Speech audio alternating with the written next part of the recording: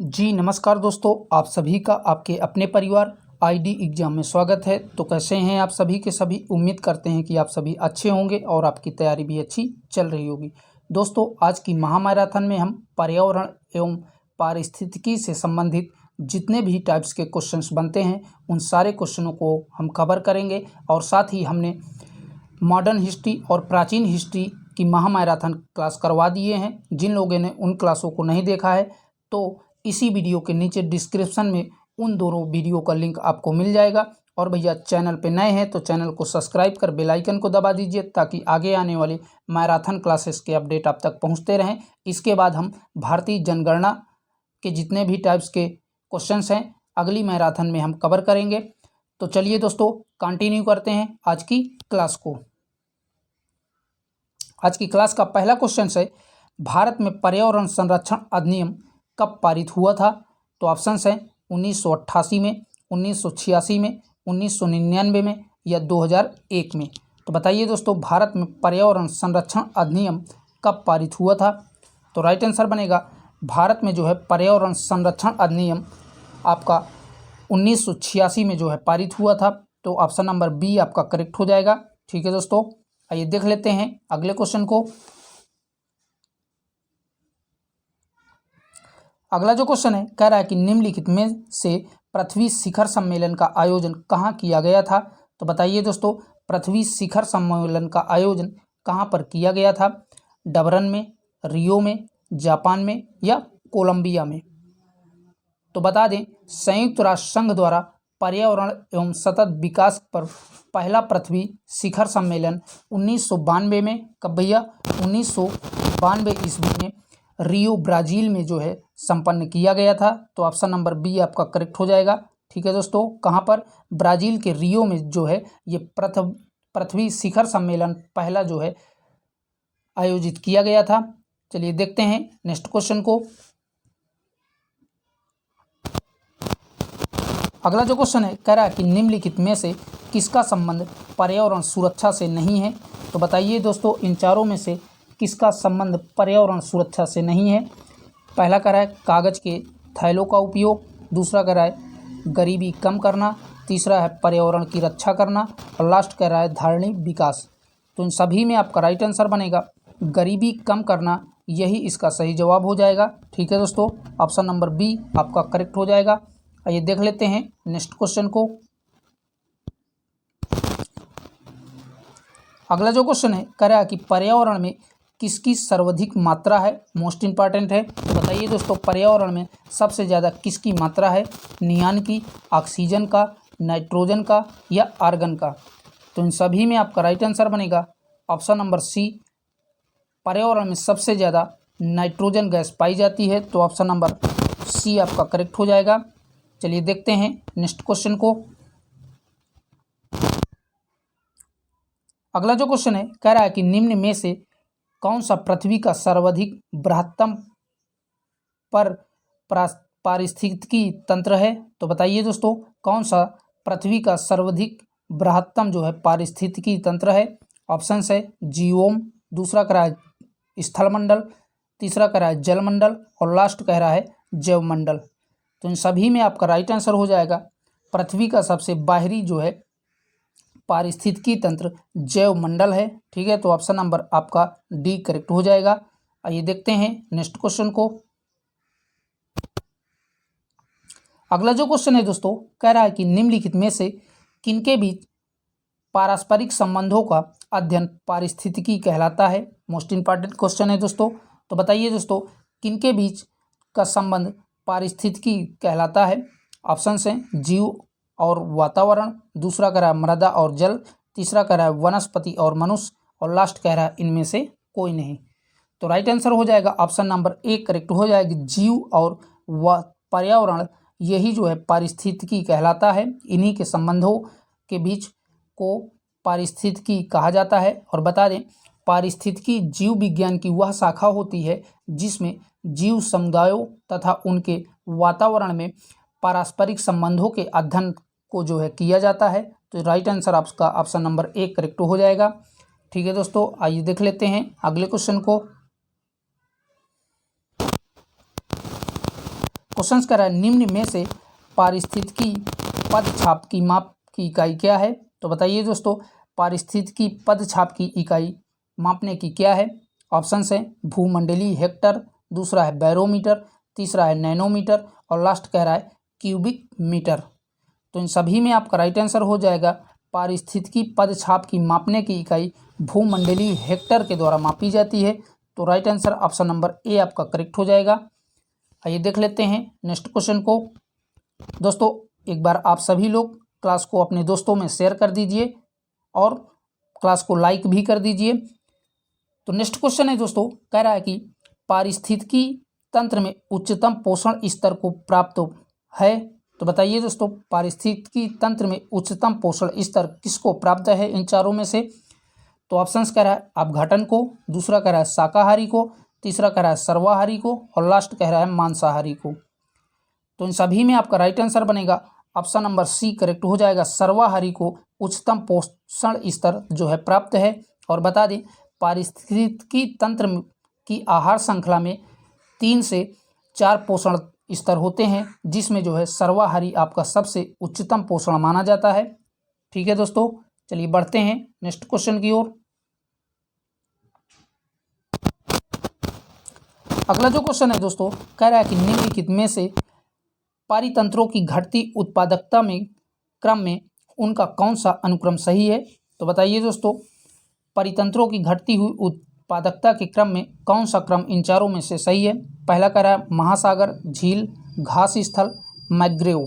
दूसरा कह रहा है महासागर, मैंग्रोव, झील, घास स्थल और लास्ट कह रहा है मैंग्रोव, घास स्थल, झील, महासागर और लास्ट कह रहा है इनमें से कोई नहीं। तो इन चारों में से अगर देखा जाए तो सही क्रम जो है ऑप्शन नंबर सी में दिया हुआ है, मैंग्रोव, घास स्थल, झील, महासागर, यही जो है क्रम चलता है इसका जो है पारितंत्रों का। तो right answer option number C आपका करेक्ट हो जाएगा। ठीक है दोस्तों, इंपॉर्टेंट क्वेश्चन है, याद रखिएगा 2021 में आया हुआ ये क्वेश्चन है।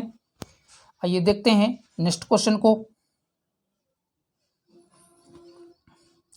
क्वेश्चन कह रहा है निम्नलिखित में से किस कार्य से पारिस्थितिकी संतुलन बिगड़ता है। तो बताइए दोस्तों, कौन सा इन चारों में से कार्य ऐसा है जिसके कारण पारिस्थितिकी तंत्र का संतुलन जो है बिगड़ता है।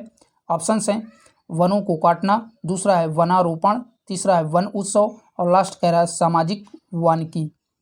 तो इन सभी में आपका राइट आंसर बनेगा वनों के काटने से जो है पारिस्थितिकी तंत्र का जो है संतुलन बिगड़ता है। तो ऑप्शन नंबर ए आपका करेक्ट हो जाएगा। आइए देखते हैं नेक्स्ट क्वेश्चन को।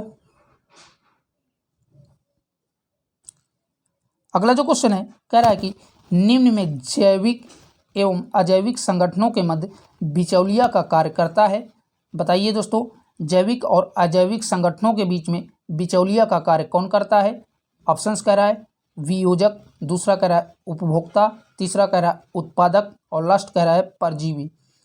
तो इन सभी में आपका राइट आंसर बनेगा ऑप्शन नंबर सी करेक्ट हो जाएगा। उत्पादक जो है जैविक और अजैविक के बीच में बिचौलिया का कार्य करता है। और बता दें वे सभी पौधे जो प्रकाश संश्लेषण की क्रिया करते हैं वे जो है उत्पादक कहलाते हैं, और यही पौधे जो है जैविक और अजैविक घटकों के बीच में बिचौलिया का कार्य करते हैं।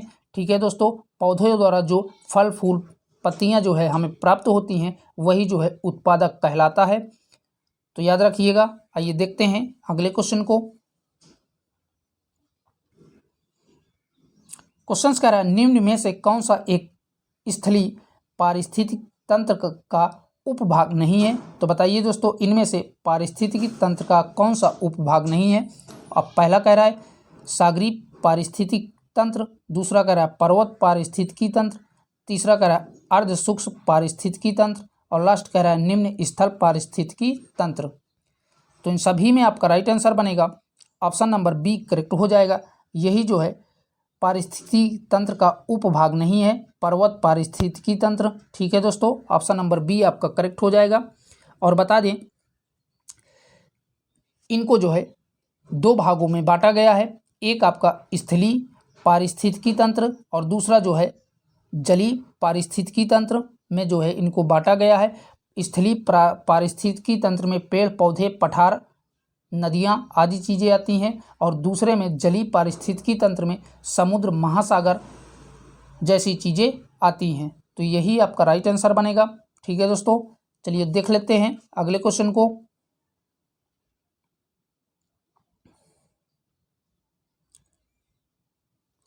क्वेश्चन कह रहा है पारिस्थितिकी तंत्र का प्रेरक बल होता है।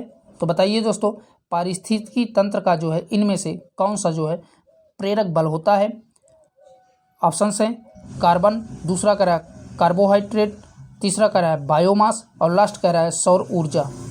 तो इन सभी में आपका राइट आंसर हो जाएगा पारिस्थितिकी तंत्र में प्रेरक बल का कार्य सौर ऊर्जा करता है। तो ऑप्शन नंबर डी आपका करेक्ट हो जाएगा। और यह जो है ऊर्जा का प्राथमिक स्रोत है, इसलिए जो है पारिस्थितिकी तंत्र जो है प्रेरक बल का कार्य सौर ऊर्जा करता है, और यह प्राथमिक ऊर्जा का स्रोत भी माना जाता है। ठीक है दोस्तों, चलिए देखते हैं अगले क्वेश्चन को।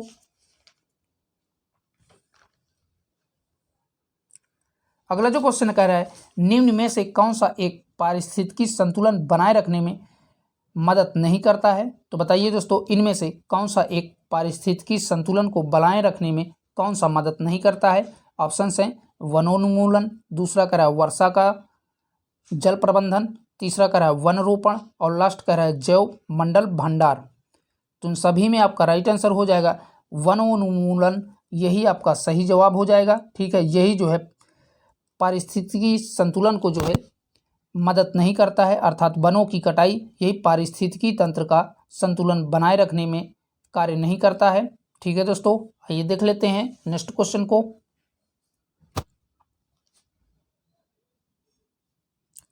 क्वेश्चन कह रहा है निम्नलिखित वृक्षों में से कौन सा वृक्ष पारिस्थितिकी का मित्र नहीं है। मोस्ट इंपॉर्टेंट क्वेश्चन है दोस्तों, ये 2022 में आपका पूछा हुआ क्वेश्चन है आपके एग्जाम में।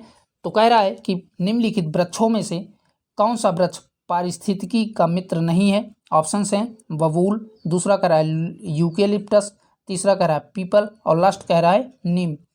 तो इन चारों में से आपका सही जवाब हो जाएगा यूकेलिप्टस, यही जो है पारिस्थितिकी का मित्र नहीं है।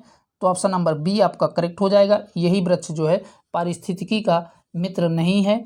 और सारे के सारे आपके तीनों बबूल, पीपल, नीम, ये जो है पारिस्थितिकी तंत्र के मित्र कहलाते हैं। इनमें आपका बरगद और पीपल भी और तुलसी भी शामिल है। ठीक है दोस्तों, और बता दें यूकेलिप्टस की अगर हम बात करें तो यूकेलिप्टस जो है अत्यधिक जल ग्रहण करने की इसमें जो है शक्ति होती है, जिसके कारण यह पर्यावरण का शत्रु माना जाता है। और यूकेलिप्टस जिस स्थान पर जो है उगता है उस स्थान के जो है जल स्तर काफ़ी नीचे चला जाता है, इसलिए इसे पारिस्थितिकी तंत्र का शत्रु भी कहा जाता है। तो याद रखिएगा। चलिए देखते हैं नेक्स्ट क्वेश्चन को। क्वेश्चन कह रहा है निम्नलिखित में से कौन एक यूनेस्को द्वारा प्रमाणित भारत की बृहत्तम जैवमंडलीय निधि है। तो बताइए दोस्तों, यूनेस्को द्वारा प्रमाणित भारत की बृहत्तम जैवमंडलीय निधि कौन सी है। ऑप्शंस हैं नीलगिरी, दूसरा कह रहा है सुंदरबन, तीसरा कह रहा है नंदा देवी, और लास्ट कह रहा है मन्नार की खाड़ी। तो इन चारों में से आपका राइट आंसर बनेगा ऑप्शन नंबर डी करेक्ट हो जाएगा, मन्नार की खाड़ी, यही जो है यूनेस्को द्वारा प्रमाणित बृहत्तम जैवमंडलीय निधि है भारत की। तो ऑप्शन नंबर डी आपका करेक्ट हो जाएगा। ठीक है दोस्तों, आइए देख लेते हैं अगले क्वेश्चन को। क्वेश्चन कह रहा है भारतीय संसद द्वारा जैव विविधता अधिनियम कब पारित किया गया था। मोस्ट इंपॉर्टेंट है। तो बताइए दोस्तों, भारतीय संसद द्वारा जैव विविधता अधिनियम कब पारित किया गया था। नवंबर 2001 में, दूसरा कह रहा है दिसंबर 2002 में, तीसरा कह रहा है फरवरी 2004 में, और लास्ट कह रहा है अक्टूबर 2005 में। तो बता दें दोस्तों, भारतीय संसद द्वारा जैव विविधता अधिनियम दिसंबर 2002 में जो है पारित किया गया था, परंतु राष्ट्रपति ने इसे 5 फरवरी 2003 को जो है मंजूरी प्रदान की थी। तो इन सभी में आपका राइट आंसर बनेगा ऑप्शन नंबर बी आपका करेक्ट हो जाएगा। ठीक है दोस्तों, ये जो है भारतीय संसद द्वारा 2002 में जो है पारित किया गया था, परंतु राष्ट्रपति ने इसे 5 फरवरी 2003 में जो है मंजूरी प्रदान की थी। तो याद रखिएगा। आइए देखते हैं नेक्स्ट क्वेश्चन को। अगला जो क्वेश्चन है कह रहा है कि निम्नलिखित में से ओजोन परत स्थित है? तो बताइए दोस्तों ओजोन परत कहाँ पर स्थित है? आयनन मंडल में, दूसरा कह रहा है समताप मंडल में, तीसरा है क्षोभ मंडल में और लास्ट कह रहा है मध्य मंडल में। तो इन सभी में आपका राइट आंसर बनेगा ओजोन परत जो है समताप मंडल में स्थित है। तो ऑप्शन नंबर बी आपका करेक्ट हो जाएगा। और बता दें ओजोन परत जो है सूर्य की पराबैंगनी किरणों से पृथ्वी पर आने से रोकती है। ठीक है दोस्तों, याद रखिएगा ओजोन परत का कार्य क्या है कि ये जो है सूर्य की पराबैंगनी को किरणों को जो है पृथ्वी पर आने से रोकती है। आइए देख लेते हैं अगले क्वेश्चन को। अगला जो क्वेश्चन है कह रहा है कि निम्नलिखित में कौन सा भारत सरकार की जलवायु कार्य योजना के 8 मिशन में सम्मिलित नहीं किया गया है? तो बताइए दोस्तों कौन सा इनमें भारत सरकार जलवायु कार्य योजना के 8 नियमों में जो है शामिल नहीं है? पहला है जल, दूसरा कह रहा है आणविक ऊर्जा, तीसरा कह रहा है अपशिष्ट से ऊर्जा परिवर्तन और लास्ट कह रहा है सौर शक्ति। तो इन सभी में आपका राइट आंसर बनेगा ऑप्शन नंबर बी आणविक ऊर्जा। यही जो है 8 मिशन योजनाओं में भारत सरकार की जलवायु कार्य में सम्मिलित नहीं है। तो ऑप्शन नंबर आपका बी करेक्ट हो जाएगा। और बता दें भारत सरकार द्वारा जलवायु कार्य योजना के लिए जो 8 नियम बनाए गए थे वो जो है कौन कौन से हैं, और यह जो है भारत सरकार द्वारा 2008 में जलवायु परिवर्तन कार्य योजना जो है जारी की गई थी। कब भैया? 2008 में जो है ये जलवायु परिवर्तन योजना जो है भारत सरकार द्वारा लागू की गई थी और इसमें 8 जो है मिशन शामिल हैं। वो 8 मिशन कौन कौन से हैं? पहला है आपका राष्ट्रीय सौर मिशन, दूसरा है आपका ऊर्जा दक्षता का मिशन, तीसरा है सतत आवास राष्ट्रीय मिशन, चौथा है आपका हिमालय का पारिस्थितिकी तंत्र बनाए रखने का मिशन और पांचवा है राष्ट्रीय ग्रीन इंडिया मिशन, छठा है सतत कृषि के लिए राष्ट्रीय मिशन और सातवां है राष्ट्रीय जल मिशन, आठवां जो है आपका जलवायु परिवर्तन के लिए रणनीति ज्ञान मिशन। ये 8 के 8 जो है मिशन याद रखिएगा, मोस्ट इंपॉर्टेंट है। एक बार फिर से रिपीट कर दे रहे हैं। राष्ट्रीय सौर ऊर्जा मिशन पहला है, दूसरा है ऊर्जा दक्षता का मिशन, तीसरा है आपका सतत आवास राष्ट्रीय मिशन, चौथा है हिमालय का पारिस्थितिकी तंत्र बनाए रखने का मिशन, पांचवा है राष्ट्रीय ग्रीन इंडिया मिशन, छठा है सतत कृषि के लिए राष्ट्रीय मिशन, सातवां है राष्ट्रीय जल मिशन और लास्ट है जलवायु परिवर्तन के लिए रणनीतिक ज्ञान का मिशन। तो ये 8 के 8 मोस्ट इंपॉर्टेंट है, पूछ सकता है। चलिए दोस्तों बढ़ते हैं अगले क्वेश्चन की ओर। नेक्स्ट जो क्वेश्चन है कह रहा है कि भारत के प्रथम जलवायु परिवर्तन पर राष्ट्रीय कार्य योजना को कब लागू किया गया है? तो बताइए दोस्तों, अभी थोड़ी देर पहले ही हमने बताया है कि भारत के प्रथम जलवायु परिवर्तन पर राष्ट्रीय कार्य योजना कब लागू की गई थी। तो कमेंट बॉक्स में इसका आंसर आप लोग बता सकते हैं। तो ऑप्शन है 2003 में, 2005 में, 2008 में या 2010 में। तो इन चारों में से आपका राइट आंसर हो जाएगा ऑप्शन नंबर सी 2008 में जो है यह योजना लागू की गई थी। ठीक है दोस्तों, अभी थोड़ी देर पहले भी हमने इस क्वेश्चन पे चर्चा किया है, इसके जस्ट पीछे वाले में। चलिए दोस्तों बढ़ते हैं नेक्स्ट क्वेश्चन की ओर। क्वेश्चन है भारत में निम्नलिखित में से किसे एक जैविक विविधता हॉटस्पॉट माना जाता है? मोस्ट इंपॉर्टेंट क्वेश्चन है दोस्तों।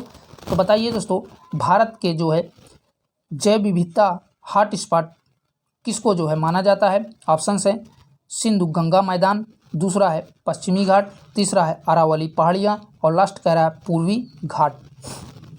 तो इन सभी में आपका राइट आंसर बनेगा ऑप्शन नंबर बी करेक्ट हो जाएगा, पश्चिमी घाट। यही इसका सही जवाब हो जाएगा। इसी को पश्चिमी घाट को हॉट स्पॉट का नाम दिया गया है। और बता दें भारत के जो है पश्चिमी घाट, पूर्वी हिमालय और म्यांमार भारत सीमा वाले क्षेत्रों को जो है हॉट स्पॉट कहा जाता है। ठीक है, किसको किसको भारत में कहा जाता है? पश्चिमी घाट, पूर्वी हिमालय और म्यांमार भारत सीमा से जो क्षेत्र है उसको जो है हॉट स्पॉट क्षेत्र में रखा गया है। तो राइट आंसर आपका ऑप्शन नंबर बी करेक्ट हो जाएगा। आइए देखते हैं नेक्स्ट क्वेश्चन को। क्वेश्चन कह रहा है निम्नलिखित में से कौन एक हरित गृह गैस नहीं है? तो बताइए दोस्तों इनमें से कौन सा एक जो है हरित गृह गैस नहीं है? ऑक्सीजन, कार्बन डाइऑक्साइड, क्लोरोफ्लोरोकार्बन और लास्ट कह रहा है मीथेन। तो इन सभी में आपका राइट आंसर बनेगा ऑक्सीजन, यही जो है हरित गृह गैस नहीं है। तो ऑप्शन नंबर ए आपका करेक्ट हो जाएगा। अगर ऑक्सीजन की बात करें तो इसका जो है फार्मूला O2 से इसको डिनोट करते हैं। और बता दें पृथ्वी में जो है पृथ्वी के वायुमंडल में पाई जाने वाली प्रमुख हरित गृह गैस जो है आपकी जलवाष्प है, कार्बन डाइऑक्साइड है, मीथेन है, नाइट्रस ऑक्साइड है और क्लोरोफ्लोरोकार्बन। ये जो है मुख्य रूप से हरित गृह गैस होती हैं। कौन कौन सी? जलवाष्प, carbon dioxide, methane, nitrous oxide और क्लोरोफ्लोरोकार्बन, यही जो है हरित गृह गैस होती हैं। ठीक है, चलिए देख लेते हैं नेक्स्ट क्वेश्चन को। क्वेश्चन कह रहा है निम्नलिखित में से कौन सी गैस ओजोन परत के ह्रास के लिए उत्तरदायी है? तो बताइए दोस्तों इनमें से कौन सी गैस ओजोन परत के ह्रास के लिए उत्तरदायी है? ऑप्शन हैं कार्बन डाइऑक्साइड, दूसरा है क्लोरोफ्लोरोकार्बन, तीसरा कह रहा है कार्बन मोनोऑक्साइड और लास्ट कह रहा है नाइट्रस ऑक्साइड। तो इन सभी में आपका राइट आंसर बनेगा ऑप्शन नंबर बी करेक्ट हो जाएगा। क्लोरोफ्लोरोकार्बन यही जो है ओजोन परत के ह्रास के लिए उत्तरदायी गैस है। ठीक है, तो ऑप्शन नंबर बी आपका करेक्ट हो जाएगा। और बात करें क्लोरोफ्लोरोकार्बन गैस की तो यह जो है मानव निर्मित गैस है और इसका प्रयोग फ्रिजरेटरों में शीतलक के रूप में किया जाता है। तो याद रखिएगा, कभी कभी ये भी पूछ लेता है कि फ्रिजरेटरों में शीतलक के रूप में किस गैस का प्रयोग किया जाता है? तो यही क्लोरोफ्लोरोकार्बन गैस का जो है शीतलक के रूप में फ्रिजरेटरों में इसका उपयोग किया जाता है। ठीक है दोस्तों, आइए बढ़ते हैं नेक्स्ट क्वेश्चन की ओर। क्वेश्चन है राष्ट्रीय वन नीति 1952 के अनुसार निम्न में से कौन सा वन संवर्धन नहीं है? तो बताइए इनमें से राष्ट्रीय वन नीति 1952 के अनुसार कौन सा जो है वन संवर्ग नहीं है? ऑप्शन हैं संरक्षित वन, दूसरा कह रहा है राष्ट्रीय उद्यान, तीसरा कह रहा है ग्राम वन और लास्ट कह रहा है राष्ट्रीय वन। तो इन सभी में आपका राइट आंसर हो जाएगा राष्ट्रीय उद्यान, यही इसका सही जवाब हो जाएगा। ठीक है दोस्तों, ऑप्शन नंबर बी आपका करेक्ट हो जाएगा। और बता दें दोस्तों राष्ट्रीय वन नीति 1952 के अनुसार जो है वनों को 4 भागों में बांटा गया है। पहला आपका है संरक्षित वन, दूसरा है आपका राष्ट्रीय वन, तीसरा है आपका ग्राम वन और चौथा है वृक्ष भूमि वन। ठीक है, तो इन चारों को याद रखिएगा। पहला आपका कौन सा है? संरक्षित वन, दूसरा है राष्ट्रीय वन, तीसरा है ग्राम वन और लास्ट है वृक्ष भूमि वन। तो यही इसी जो है 4 भागों में वनों को बांटा गया है। आइए देख लेते हैं नेक्स्ट क्वेश्चन को दोस्तों अभी तक आप लोगों ने चैनल को सब्सक्राइब नहीं किया है तो प्लीज़ आप सभी से रिक्वेस्ट है कि चैनल को आप लोग सभी सब्सक्राइब कर दीजिए और क्लास ज़्यादा से ज़्यादा अपने दोस्तों में शेयर कर वीडियो को लाइक कर दीजिए। तो अगला जो क्वेश्चन है कह रहा है कि निम्नलिखित में से कौन सा मैंग्रोव क्षेत्र गोदावरी नदी के डेल्टा पर अवस्थित है? इंपॉर्टेंट है, बताइए दोस्तों कौन सा जो है मैंग्रोव क्षेत्र गोदावरी नदी के तट पर स्थित है? तो ऑप्शन है मलपे, दूसरा कह रहा है कुंडापुर, तीसरा कह रहा है होंगवार और लास्ट कह रहा है कोरिंगा। तो इन सभी में आपका राइट आंसर हो जाएगा ऑप्शन नंबर डी करेक्ट हो जाएगा। कोरिंगा यही जो है मैंग्रोव क्षेत्र गोदावरी नदी के डेल्टा पर जो है स्थित है। तो ऑप्शन नंबर डी आपका करेक्ट हो जाएगा। और बता दें यह जो है आंध्र प्रदेश के काकीनाडा के समीप पर स्थित है और यह सुंदरवन डेल्टा के बाद भारत का जो है दूसरा सबसे बड़ा मैंग्रोव वन है। ठीक है, तो याद रखिएगा पहले नंबर पे आपका सुंदरवन डेल्टा का है और दूसरे नंबर पे यही जो है मैंग्रोव वन है। तो चलिए दोस्तों बढ़ते हैं नेक्स्ट क्वेश्चन की ओर। अगला जो क्वेश्चन है कह रहा है कि निम्नलिखित में से किस प्रकार के वनों में अधिकतम पादप विविधता पाई जाती है? तो बताइए दोस्तों इनमें से आपका राइट आंसर कौन सा बनेगा जिसमें अधिकतम पादप विविधता पाई जाती हो?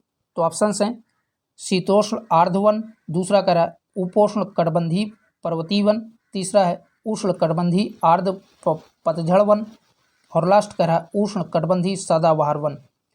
तो इन सभी में आपका राइट आंसर बनेगा उष्ण कटिबंधीय सदाबहार वन में जो है पादप की विविधता पाई जाती है। तो ऑप्शन नंबर डी आपका करेक्ट हो जाएगा। ठीक है दोस्तों, आइए देखते हैं अगले क्वेश्चन को।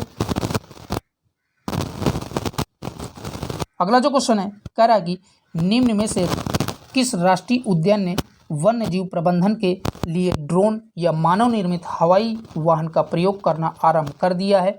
इंपॉर्टेंट क्वेश्चन है दोस्तों। तो बताइए दोस्तों, किस जो है राष्ट्रीय उद्यान ने ड्रोन या मानव रहित हवाई वाहन का जो है प्रयोग करना आरंभ कर दिया है। ऑप्शन हैं बांदीपुर टाइगर रिजर्व, दूसरा कह रहा है पेरियार टाइगर रिजर्व, तीसरा कह रहा है रणथंभौर टाइगर रिजर्व और लास्ट कह रहा है जिम कॉर्बेट टाइगर रिजर्व। तो इन चारों में से आपका राइट आंसर हो जाएगा बांदीपुर टाइगर रिजर्व। यही जो है ड्रोन या मानव रहित हवाई वाहन का जो है प्रयोग करना शुरू कर दिया है। तो ऑप्शन नंबर ए आपका करेक्ट हो जाएगा। आइए देख लेते हैं नेक्स्ट क्वेश्चन को। क्वेश्चन कह रहा है धूपगढ़ चोटी निम्नलिखित राष्ट्रीय उद्यानों में से किस में स्थित है। तो बताइए दोस्तों, धूपगढ़ चोटी इन राष्ट्रीय उद्यानों में कहाँ पर स्थित है। तो ऑप्शन हैं सतपुड़ा राष्ट्रीय उद्यान, दूसरा है बांधवगढ़ राष्ट्रीय उद्यान, तीसरा है माधव राष्ट्रीय उद्यान और लास्ट कह रहा है कान्हा राष्ट्रीय उद्यान। तो इन सभी में आपका राइट आंसर बनेगा सतपुड़ा राष्ट्रीय उद्यान। यही जो है इसका सही जवाब हो जाएगा। और बात करें इस धूपगढ़ चोटी की, तो इसकी ऊंचाई जो है 1352 मीटर है। ठीक है, कितना भैया, 1352 मीटर के करीब इसकी ऊंचाई है इस चोटी की। आइए देखते हैं नेक्स्ट क्वेश्चन को। अगला जो क्वेश्चन है कह रहा है कि निम्न में कौन सा हरित ईंधन का स्रोत है। तो बताइए दोस्तों, इन चारों में से हरित ईंधन का स्रोत कौन सा है। ऑप्शंस हैं फर्न, दूसरा है कंजर, तीसरा है पाइन और लास्ट कह रहा है एथेनॉल। तो इन सभी में आपका राइट आंसर बनेगा ऑप्शन नंबर डी करेक्ट हो जाएगा। एथेनॉल यही जो है हरित ईंधन का स्रोत है। तो ऑप्शन नंबर डी आपका करेक्ट हो जाएगा। आइए देखते हैं नेक्स्ट क्वेश्चन को। अगला जो क्वेश्चन है दोस्तों कह रहा है कि जीवाश्म ईंधन के बाद भारत वर्ष की ऊर्जा आवश्यकता की पूर्ति के लिए दूसरा सबसे बड़ा स्रोत है। तो बताइए दोस्तों, दूसरा जो है सबसे बड़ा स्रोत जो है भारत में ऊर्जा का कौन सा है। वायु ऊर्जा, परमाणु ऊर्जा, तीसरा कह रहा है जल विद्युत ऊर्जा और लास्ट कह रहा है सौर ऊर्जा। तो इन सभी में आपका राइट आंसर हो जाएगा दूसरा सबसे बड़ा ऊर्जा का स्रोत जो है सौर ऊर्जा है। तो ठीक है, ऑप्शन नंबर डी आपका करेक्ट हो जाएगा दोस्तों। आइए देखते हैं अगले क्वेश्चन को। क्वेश्चन कह रहा है निम्नलिखित में से जीवाश्म ईंधनों का एकमात्र ऊर्जा का सबसे बड़ा स्रोत कौन सा है। तो बताइए दोस्तों, इनमें से राइट आंसर आपका कौन सा बनेगा जो जीवाश्म ईंधनों के लिए ऊर्जा का सबसे बड़ा स्रोत हो। तो ऑप्शंस कह रहा है समुद्र, दूसरा कह रहा है सूर्य, तीसरा कह रहा है चंद्रमा और लास्ट कह रहा है पृथ्वी। तो इन चारों में से आपका राइट आंसर बनेगा सूर्य जो है ऊर्जा का सबसे बड़ा स्रोत है। ठीक है, पृथ्वी पर। तो ऑप्शन नंबर बी आपका करेक्ट हो जाएगा। चलिए देखते हैं नेक्स्ट क्वेश्चन को।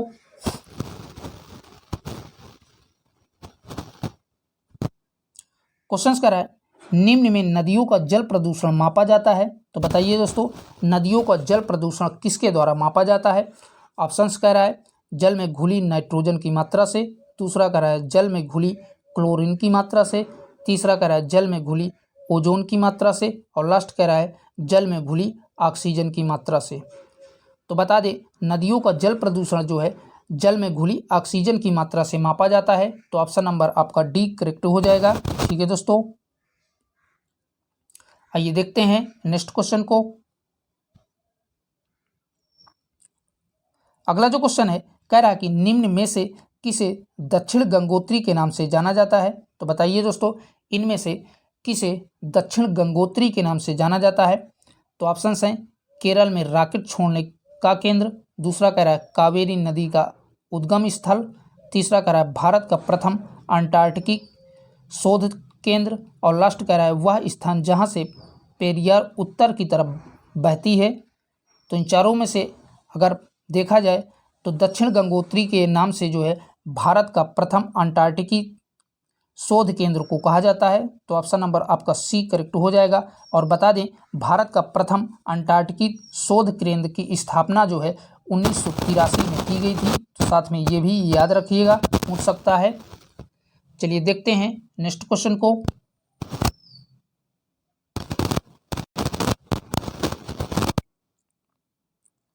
अगला जो क्वेश्चन है कह रहा है कि भोपाल गैस त्रासदी से निम्न में कौन संबंधित है। तो बताइए दोस्तों, भोपाल गैस त्रासदी से कौन जो है इनमें से संबंधित है। तो पहला कह रहा है मिथाइल एमाइन, दूसरा कह रहा है मिथाइल एल्कोहल, तीसरा कह रहा है मिथाइल आइसोसाइनेट, और लास्ट कह रहा है फास्फिन। तो इन सभी में आपका राइट आंसर बनेगा ऑप्शन नंबर सी करेक्ट हो जाएगा, मिथाइल आइसोसाइनेट। यही जो है भोपाल गैस त्रासदी का जो है संबंधित है। ठीक है दोस्तों, ऑप्शन नंबर सी आपका करेक्ट हो जाएगा। और बता दें, भोपाल गैस त्रासदी की अगर बात करें तो यह जो है 3 दिसंबर 1984 को भोपाल में जो है घटित हुई थी। तो याद रखिएगा कब भैया, 3 दिसंबर 1984 में यह भोपाल में घटित हुई थी और इसमें मिथाइल आइसोसाइनाइड गैस का जो है सिराव हुआ था। तो याद रखिएगा सारे के सारे फैक्ट। चलिए देखते हैं नेक्स्ट क्वेश्चन को। अगला जो क्वेश्चन है कह रहा है कि निम्नलिखित में से कौन सा जैव डीजल पौधा है। इंपॉर्टेंट है दोस्तों, तो बताइए इनमें से कौन सा जैव डीजल पौधा है। तो ऑप्शन है जेट्रोफा, दूसरा कह रहा है रोसा घास, तीसरा कह रहा है जावा घास, और लास्ट कह रहा है इनमें से कोई नहीं। तो बता दें जैव डीजल पौधा जो है आपका जेट्रोफा है। तो ऑप्शन नंबर ए आपका करेक्ट हो जाएगा। ठीक है दोस्तों, आइए देखते हैं नेक्स्ट क्वेश्चन को। अगला जो क्वेश्चन है कह रहा है कि निम्नलिखित में से कौन सी वायुमंडलीय में अम्लीय वर्षा की उत्पत्ति के लिए उत्तरदायी है। तो बताइए इनमें से कौन सा अम्लीय वर्षा के लिए उत्तरदायी है। पहला कह रहा है CO2, दूसरा कह रहा है H2SO4, तीसरा कह रहा है O2 और लास्ट कह रहा है SO2। तो इन सभी में आपका राइट आंसर हो जाएगा ऑप्शन नंबर डी करेक्ट हो जाएगा, SO2 अर्थात सल्फर डाइऑक्साइड। यही जो है वायुमंडल में अम्लीय वर्षा के लिए उत्तरदायी है। ठीक है, तो ऑप्शन नंबर डी आपका करेक्ट हो जाएगा। और यह जो है सल्फर डाइऑक्साइड का रासायनिक सूत्र है। ठीक है दोस्तों, SO2। आइए देखते हैं नेक्स्ट क्वेश्चन को। अगला जो क्वेश्चन है कह रहा है कि राष्ट्रीय वनीकरण एवं पारिस्थितिक विकास बोर्ड की स्थापना भारत सरकार द्वारा कब की गई थी। तो बताइए दोस्तों, राष्ट्रीय वनीकरण एवं पारिस्थितिक विकास बोर्ड की स्थापना भारत सरकार द्वारा कब की गई थी। ऑप्शन हैं 1990 में, 1992 में, 1999 में और 1995 में। तो राइट आंसर बनेगा ऑप्शन नंबर बी आपका करेक्ट हो जाएगा। ठीक है दोस्तों, ऑप्शन नंबर बी आपका करेक्ट हो जाएगा। और इसमें जो है 1992 में इसकी स्थापना भारत सरकार द्वारा की गई थी। आइए देखते हैं नेक्स्ट क्वेश्चन को। अगला जो क्वेश्चन है, निम्न में प्रतिष्ठित टाइलर पुरस्कार किस क्षेत्र में दिया जाता है। तो इंपॉर्टेंट क्वेश्चन है दोस्तों, तो बताइए टाइलर पुरस्कार जो है इन चारों में से किस क्षेत्र में दिया जाता है। पहला कह रहा है वानिकी क्षेत्र, दूसरा कह रहा है खेल उत्कृष्टता क्षेत्र, तीसरा कह रहा है सांस्कृतिक क्षेत्र और लास्ट कह रहा है पर्यावरण सुरक्षा। तो इन सभी में आपका राइट आंसर बनेगा ऑप्शन नंबर डी करेक्ट हो जाएगा। पर्यावरण सुरक्षा के लिए जो है टाइलर पुरस्कार दिया जाता है। तो ऑप्शन नंबर डी आपका करेक्ट हो जाएगा। आइए देखते हैं अगले क्वेश्चन को। क्वेश्चन है विश्व पर्यावरण दिवस कब मनाया जाता है। आप सभी को पता होगा कि विश्व पर्यावरण दिवस कब मनाया जाता है। 10 दिसंबर को, 5 जून को, 22 मार्च को या 15 अगस्त को। तो इन चारों में से आपका राइट आंसर बनेगा ऑप्शन नंबर बी करेक्ट हो जाएगा। 5 जून को विश्व पर्यावरण दिवस मनाया जाता है। ठीक है दोस्तों,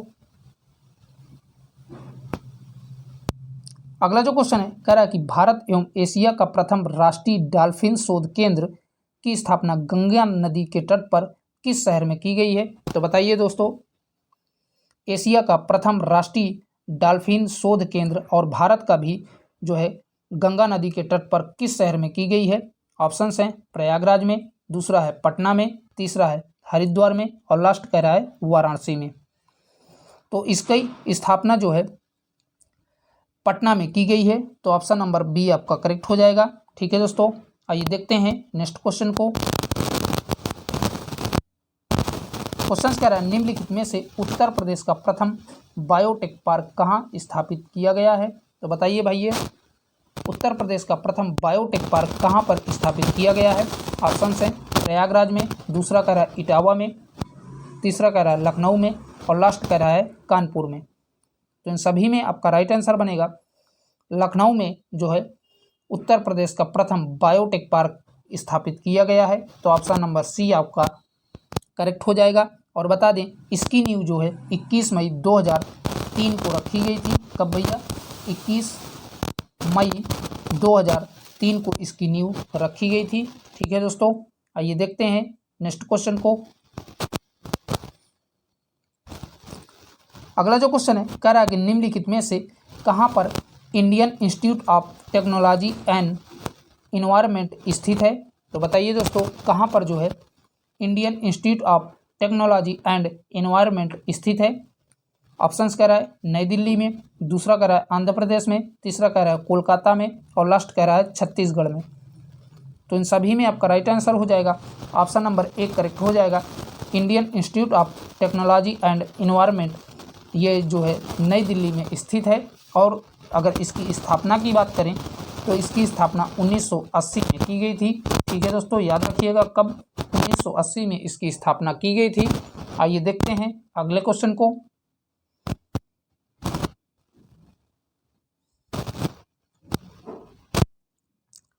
अगला जो क्वेश्चन है कह रहा है कि निम्नलिखित में से किस महाद्वीप में उष्णकटिबंधीय पर्णपाती वनों का विस्तार अधिक है? तो बताइए दोस्तों इनमें से किस में महाद्वीपीय उष्णकटिबंधीय पर्णपाती वनों का विस्तार सबसे अधिक है?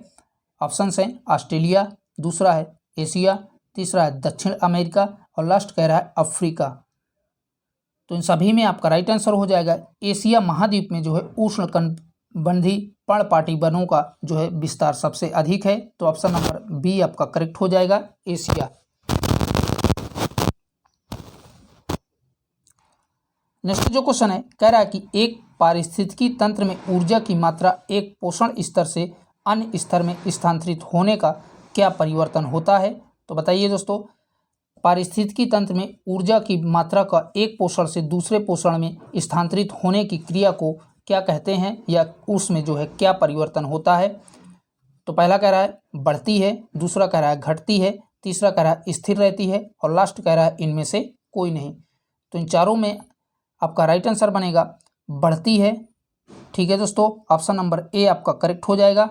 आइए देख लेते हैं नेक्स्ट क्वेश्चन को।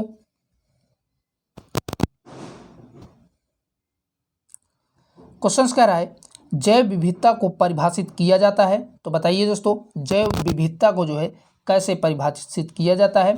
तो ऑप्शंस हैं किसी पर्यावरण में विभिन्न प्रजातियों की श्रेणी से, दूसरा कह रहा है एक प्रजाति की दूसरी प्रजाति से भिन्नता से, तीसरा कह रहा है भौतिक घटकों का किसी पर्यावरण पर प्रभाव और लास्ट कह रहा है किसी पर्यावरण को रोजाना मौसमी परिवर्तन से। तो इन चारों में से आपका राइट आंसर बनेगा ऑप्शन नंबर ए आपका करेक्ट हो जाएगा। किसी पर्यावरण में विभिन्न प्रजातियों की श्रेणी से जो है जैव विविधता को परिभाषित किया जाता है। और बता दें जैव विविधता को मापने के लिए अल्फा, बीटा और गामा नामक श्रेणियों को जो है प्रयोग किया जाता है। किसका किसका भैया? अल्फा, बीटा और गामा जैसी श्रेणियों का जो है इसको मापने के लिए जैव विविधता को प्रयोग किया जाता है। और सर्वप्रथम जो है यह अवधारणा 1960 में, कब भैया? 1960 में सर्वप्रथम यह अवधारणा व्हिटेकर के द्वारा दी गई थी। किसके द्वारा भैया? व्हिटेकर के द्वारा जो है यह अवधारणा दी गई थी। तो याद रखिएगा सारे के सारे फैक्ट। चलिए देखते हैं नेक्स्ट क्वेश्चन को। क्वेश्चन कह रहा है निम्नलिखित ईंधनों में से कौन सा न्यूनतम पर्यावरणीय प्रदूषण उत्पन्न करता है? तो बताइए दोस्तों इनमें से कौन सा सबसे कम पर्यावरणीय प्रदूषण जो है उत्पन्न करता है? ऑप्शंस हैं कैरोसिन, दूसरा कह रहा है डीजल, तीसरा कह रहा है हाइड्रोजन और लास्ट कह रहा है कोयला। तो इन चारों में से राइट आंसर हो जाएगा हाइड्रोजन जो है सबसे कम पर्यावरणीय प्रदूषण जो है उत्पन्न करता है। तो ऑप्शन नंबर सी आपका करेक्ट हो जाएगा। ठीक है दोस्तों, अगला जो क्वेश्चन है कह रहा है कि निम्नलिखित में से कौन सा जोड़ा गलत दिया है? तो बताइए दोस्तों इनमें से कौन सा जोड़ा गलत दिया हुआ है? प्राथमिक ऊर्जा, ज्वारीय शक्ति, दूसरा कह रहा है गैर पारंपरिक ऊर्जा सौर ऊर्जा, तीसरा कह रहा है वाणिज्य ऊर्जा गैस और तेल, और लास्ट कह रहा है गैर वाणिज्य ऊर्जा जानवरों का गोबर। तो इन चारों में से देखा जाए तो आपका पहला वाला जो है गलत दिया हुआ है, प्राथमिक ऊर्जा ज्वारी शक्ति, यही जोड़ा आपका गलत दिया है। और बता दें प्राथमिक ऊर्जा में जो है कोयला, कच्चा तेल, धूप, हवा, बहती नदियाँ, वनस्पति और यूरेनियम जो है शामिल हैं, ना कि ज्वारी शक्ति। ठीक है दोस्तों, तो याद रखिएगा प्राथमिक ऊर्जा में क्या क्या शामिल है, कोयला, कच्चा तेल, धूप, हवा, बहती नदियाँ, वनस्पति और यूरेनियम जैसी चीज़ें जो है इसमें शामिल हैं। ठीक है, ज्वारी शक्ति ये आपका प्राकृतिक ऊर्जा का स्रोत है। ठीक है दोस्तों, तो देखते हैं नेक्स्ट क्वेश्चन को। क्वेश्चन कह रहा है निम्नलिखित में से कौन वायु प्रदूषक सर्वाधिक हानिकारक है। तो बताइए दोस्तों इनमें से कौन सा वायु प्रदूषक सबसे ज़्यादा हानिकारक होता है। ऑप्शंस कह रहा है हाइड्रोजन सल्फाइड, दूसरा कह रहा है कार्बन डाइऑक्साइड, तीसरा कह रहा है ओजोन, और लास्ट कह रहा है कार्बन मोनोऑक्साइड। तो इन चारों में से आपका राइट आंसर बनेगा कार्बन मोनोऑक्साइड, यही जो है वायु प्रदूषक सबसे ज़्यादा हानिकारक होती है। ठीक है दोस्तों, तो ऑप्शन नंबर डी आपका करेक्ट हो जाएगा, कार्बन मोनोऑक्साइड। आइए देख लेते हैं अगले क्वेश्चन को। अगला जो क्वेश्चन है कह रहा है कि निम्नलिखित में से नाभिकीय ऊर्जा का प्रयोग प्राय कारक है। तो बताइए दोस्तों नाभिकीय ऊर्जा का प्राय कारक कौन सा है। ऑप्शन है ध्वनि प्रदूषण, दूसरा है वायु प्रदूषण, तीसरा है ऊष्मीय प्रदूषण, और लास्ट कह रहा है जल प्रदूषण। तो इन सभी में आपका राइट आंसर हो जाएगा ऊष्मीय प्रदूषण, यही जो है नाभिकीय ऊर्जा का उपयोग प्राय कारक है। ठीक है दोस्तों, ऑप्शन नंबर सी आपका करेक्ट हो जाएगा। आइए देख लेते हैं नेक्स्ट क्वेश्चन को। अगला जो क्वेश्चन है कह रहा है कि निम्नलिखित में से कौन सा जैव निम्नीकरण है। तो बताइए दोस्तों इनमें से कौन सा जैव निम्नीकरण है। पहला कह रहा है पारा, दूसरा कह रहा है प्लास्टिक, तीसरा कह रहा है पॉलीथीन, और लास्ट कह रहा है रबर। तो इन चारों में से आपका राइट आंसर बनेगा ऑप्शन नंबर डी करेक्ट हो जाएगा, रबर जो है यही जो है जैव निम्नीकरण है। ठीक है दोस्तों, और बता दें जैव निम्नीकरण के बारे में कि वे पदार्थ जो जैविक प्रक्रम द्वारा अपघटित किए जाते हैं उन्हें जैव निम्नीकरण कहते हैं। तो याद रखिएगा किसको जो है जो पदार्थ जैविक प्रक्रम द्वारा अपघटित किए जाते हैं उन्हें जैव निम्नीकरण कहते हैं। ठीक है, तो राइट आंसर आपका ऑप्शन नंबर डी करेक्ट हो जाएगा।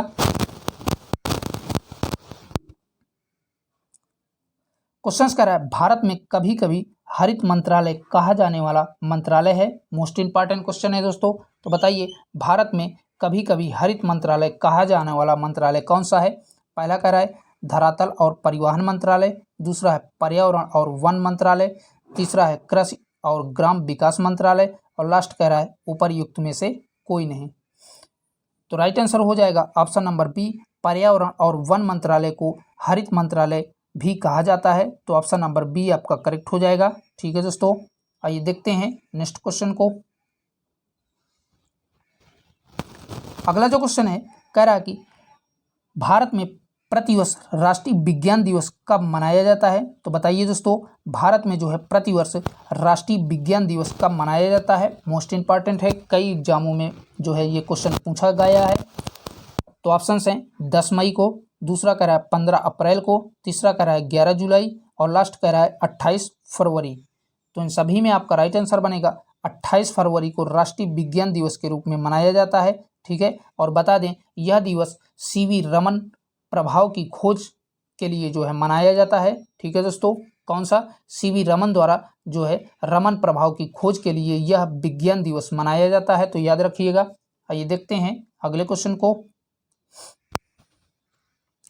क्वेश्चन कह रहा है निम्न में से वन महोत्सव किससे संबंधित है। तो बताइए दोस्तों वन महोत्सव इनमें से किससे संबंधित है। ऑप्शन है फलों की वृद्धि से, दूसरा कह रहा है पेड़ लगाने से, तीसरा कह रहा है पौधों का संरक्षण से, और लास्ट कह रहा है वनोन्मूलन से। तो इन सभी में आपका राइट आंसर हो जाएगा वन महोत्सव पेड़ लगाने से संबंधित है। ठीक है, तो ऑप्शन नंबर ए आपका करेक्ट हो जाएगा। आइए देखते हैं नेक्स्ट क्वेश्चन को।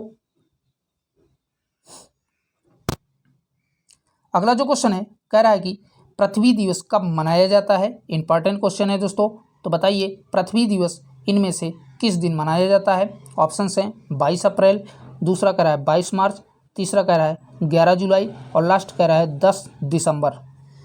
तो इन चारों में से आपका राइट आंसर बनेगा 22 अप्रैल को पृथ्वी दिवस के रूप में मनाया जाता है। ठीक है, तो ऑप्शन नंबर ए आपका करेक्ट हो जाएगा। और बात करें अदर ऑप्शनों की तो 22 मार्च की अगर बात करें तो 22 मार्च को जो है विश्व जल दिवस के रूप में मनाया जाता है।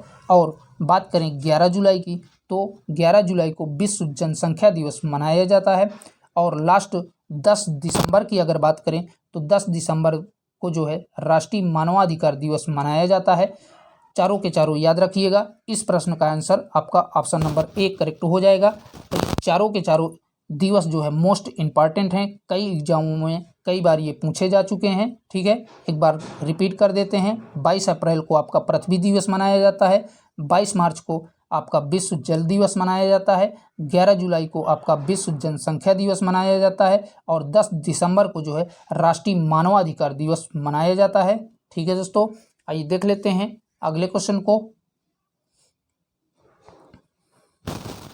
क्वेश्चन कह रहा है भारत में वन अनुसंधान संस्थान कहाँ स्थित है। तो बताइए दोस्तों भारत में जो है वन अनुसंधान संस्थान कहाँ पर स्थित है। ऑप्शन हैं मथुरा में, दूसरा कह रहा है नोएडा में, तीसरा कह रहा है देहरादून में और लास्ट कह रहा है भोपाल में। तो भारत में जो है वन अनुसंधान संस्थान देहरादून में स्थित है। तो ऑप्शन नंबर सी आपका करेक्ट हो जाएगा। ठीक है दोस्तों, आइए देख लेते हैं नेक्स्ट क्वेश्चन को। अगला जो क्वेश्चन है कह रहा है कि राष्ट्रीय पर्यावरण इंजीनियरिंग अनुसंधान संस्थान कहाँ स्थित है। तो बताइए दोस्तों राष्ट्रीय पर्यावरण इंजीनियरिंग अनुसंधान संस्थान कहाँ पर स्थित है। चेन्नई में, पुणे में, नागपुर में या नई दिल्ली में। तो इन सभी में आपका राइट आंसर हो जाएगा ऑप्शन नंबर सी करेक्ट हो जाएगा। नागपुर में जो है राष्ट्रीय पर्यावरण इंजीनियरिंग अनुसंधान संस्थान स्थित है। और बात करें इसकी स्थापना की तो इसकी स्थापना जो है 1958 में की गई थी। ठीक है, तो याद रखिएगा। आइए बढ़ते हैं नेक्स्ट क्वेश्चन की ओर। अगला जो क्वेश्चन है कह रहा है कि भारतीय न्यूक्लियर विज्ञान का जनक किसे कहा जाता है। तो बताइए दोस्तों भारतीय न्यूक्लियर विज्ञान का जनक किसे कहा जाता है। ऑप्शन हैं होमू जहांगीर भाभा को, दूसरा कह रहा है सीवी रमन को, तीसरा कह रहा है एस भटनागर को और लास्ट कह रहा है सतीश धवन को। तो इन सभी में आपका राइट आंसर बनेगा होमी जहांगीर भाभा को जो है न्यूक्लियर विज्ञान का जनक कहा जाता है। तो ऑप्शन नंबर ए आपका करेक्ट हो जाएगा। आइए देखते हैं अगले क्वेश्चन को।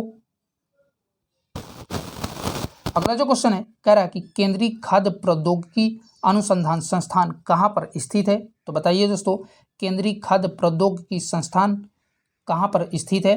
बेंगलुरु में, मैसूर में, चेन्नई में या हैदराबाद में।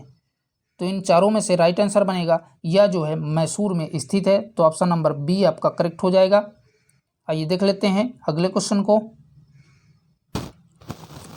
क्वेश्चन कह रहा है अंटार्कटिका के ऊपर ओजोन छिद्र का पता चला था। तो बताइए दोस्तों अंटार्कटिका के ऊपर ओजोन छिद्र का पता कब चला था।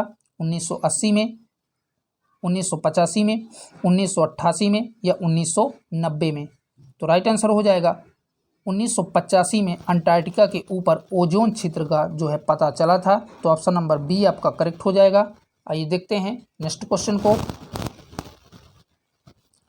अगला जो क्वेश्चन है कह रहा है कि पृथ्वी के स्थल पृष्ठ का कितना भाग रेगिस्तान है। तो बताइए दोस्तों पृथ्वी के स्थल पृष्ठ का कितना भाग रेगिस्तान है। 10वां भाग, दूसरा कह रहा है 5वां भाग, तीसरा कह रहा है 1/3 भाग और लास्ट कह रहा है 6वां भाग। तो इन चारों में से आपका राइट आंसर बनेगा ऑप्शन नंबर सी। पृथ्वी में जल पृष्ठ का जो है 1/3 भाग रेगिस्तान है। तो ऑप्शन नंबर सी आपका करेक्ट हो जाएगा। ठीक है दोस्तों, तो दोस्तों आज के लिए इतना ही। आज की क्लास में जितने भी पर्यावरण और पारिस्थितिकी के जितने भी टाइप्स के क्वेश्चंस आपके एग्जाम में प्रीवियस एग्जामों में पूछे गए हैं या आगे के एग्जाम में बन सकते हैं, सारे के सारे हमने आपको कवर करने का प्रयास किया है। और भैया चैनल को अभी तक आप लोगों ने सब्सक्राइब नहीं किया है तो प्लीज़ आप सभी से रिक्वेस्ट है कि हमारी टीम आपके लिए इतनी मेहनत करती है तो आप भी चैनल को सब्सक्राइब कर लीजिए। और इसके बाद जो है कल आपको भारतीय जनगणना की महामैराथन क्लास मिलेगी। इस क्लास को आप ज़्यादा से ज़्यादा शेयर कर दीजिए अपने दोस्तों में। फिर मिलेंगे भारतीय जनगणना की महामैराथन में। तब तक के लिए बाय बाय, टेक केयर, जय हिंद।